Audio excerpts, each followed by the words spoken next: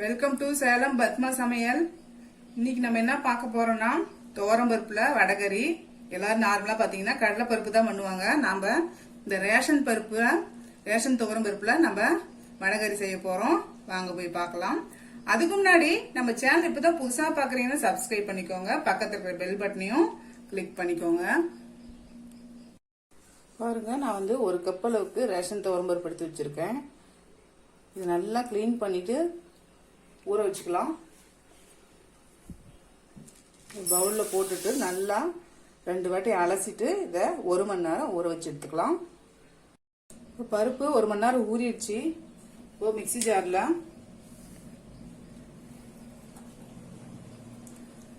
4 பல்லு பூண்டு, 1/2 டீஸ்பூன் சோம்பு, 1/2 டீஸ்பூன் உப்பு போட்டுட்டு இந்த பருப்பை போட்டு கொரகொரப்பா அரைச்சிட்டு வந்துடுறேன். பாருங்க, கடையில நான் 2 டேபிள் ஸ்பூன் அளவுக்கு ஆயில் ஊற்றி வச்சிருக்கேன். இப்போ நம்ம இந்த அரைச்ச பருப்பை அதில் போட்டுடலாம்.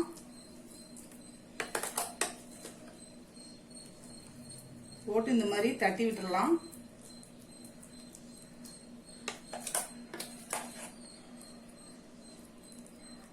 ஒரு சின்ன அடை மாதிரி தட்டி விட்டு மீடியம் ஃப்ளேம்லயே வேகட்டும். இதெல்லாம் சின்ன சின்னதா ஹோல் மாதிரி போட்டோம்னா கொஞ்சம் நல்லா சீக்கிரம் வேகும்.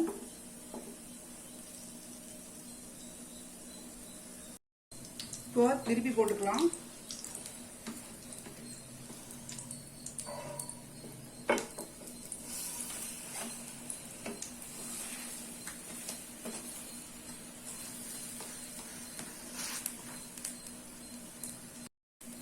இப்போ இதை அப்படியே சின்ன சின்ன பீஸா கட் பண்ணி விட்டுக்கலாம்.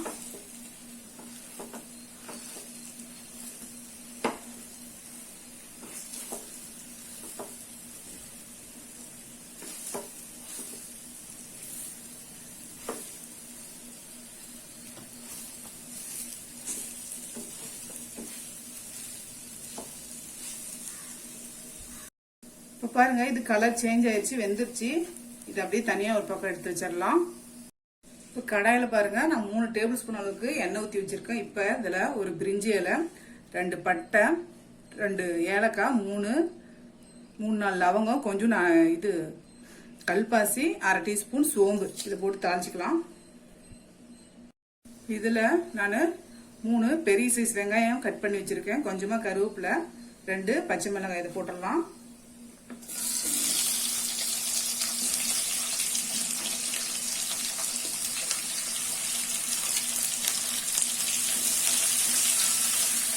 நல்லா வதக்கிக்கலாம். இதுல 1 டீஸ்பூன் அளவுக்கு இஞ்சி பூண்டு பேஸ்ட் போடுறேன்.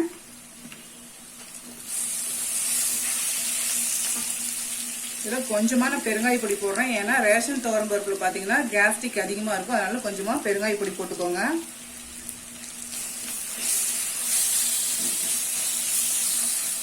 ரெண்டு தக்காளி கட் பண்ணி வச்சிருக்கேன், அதை போட்டுக்கலாம்.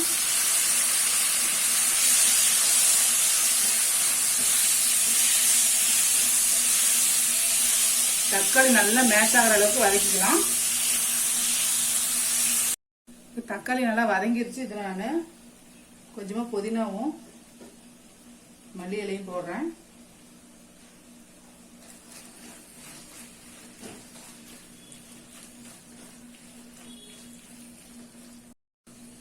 ரெண்டு டேபிள் ஸ்பூன் அளவுக்கு மல்லித்தூள்,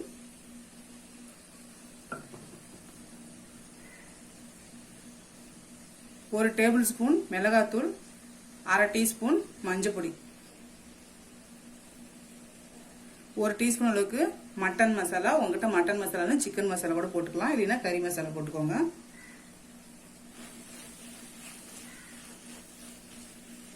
கொஞ்சம் வதங்கிட்டு பச்சை வாசனை போக. இப்போ இதுக்கு தேவையான அளவுக்கு உப்பு போட்டுக்கோங்க. உப்பு பார்த்து போடுங்க, ஏன்னா நம்ம பருப்புலையும் கொஞ்சம் போட்டிருக்கோம். உப்பு போட்டுட்டு தண்ணி கொஞ்சமா ஊற்றலாம்.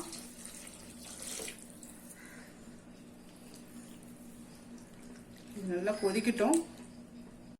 ஏற்கனவே நான் 1/2 லிட்டர் அளவுக்கு தண்ணி ஊற்றிருக்கேன். நான் இன்னும் கொஞ்சம் ஊற்றிக்கிறேன், ஏன்னா பருப்பு போட்டோம்னா திக்காகும். இப்போ பாருங்க கிரேவி நல்லா கொதிக்க ஆரம்பிச்சிருச்சு. இதில் நம்ம இந்த வறுத்த இந்த பருப்பை போட்டுடலாம்.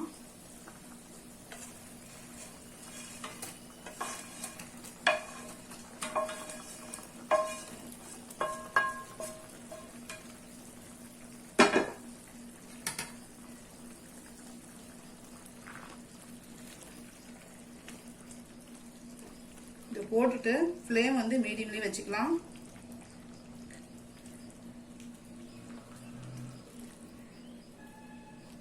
ஒரு 5 நிமிஷம் கொதிக்கட்டும். இப்போ பாருங்க நல்லா வந்து கொதிச்சிருச்சு, நல்லா திக்காவும் ஆயிடுச்சு. இப்போ இதுல கொஞ்சமா மல்லி இலை தூவி இறக்கிடலாம். அவ்வளவுதாங்க, நம்ம சூப்பரான துவரம்பருப்பு வடகறி ரெடிங்க.